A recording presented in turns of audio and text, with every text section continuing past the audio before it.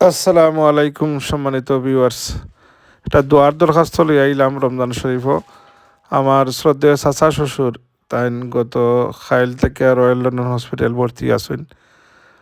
এর আগেও গত সপ্তাহ হসপিটাল 2-3 দিন থাকি আইসেন। আল্লাহ সুবহানাহু ওয়া তাআলা আল্লাহর বান্দারে এই রমজান শরীফও শিফায়ে মিন কুল্লি আজিলা কামিলা এনায়েত ফরমাইতা, সুস্থতা সহিত নেক হায়াত দরাজ করতা।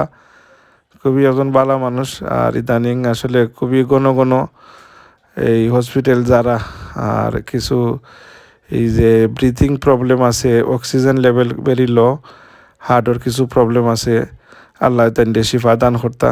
আর আসলে ওই যে সঙ্গী ছাড়া আসলে জীবন তো মানুষের, আমার চাচি মারা গেছেন 2 বছর হয়ে গেছে। তো আল্লাহর বন্দারে নেক হায়াত দরাজ করতা, দ্রুত সুস্থতা দান করতা। এই ভিডিওটা গত হপ্তাহ তাই হসপিটালতে যাওয়ার পরে আমি দেখছিলাম, আর আজকে খবর পাইলাম গত রাত থেকে আরবার হসপিটাল।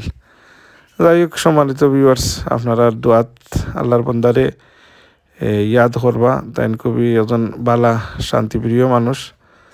আল্লাহ তাই নেক হায়াত দরাজ করতা এই রমজান শরীফের উসিলায়। আর তাই জীবনে গুনাহ খাতা মাফ কইরা দিতা, আল্লাহ নেক হায়াত দরাজ করতা। দোয়া করবা। আসসালামু আলাইকুম।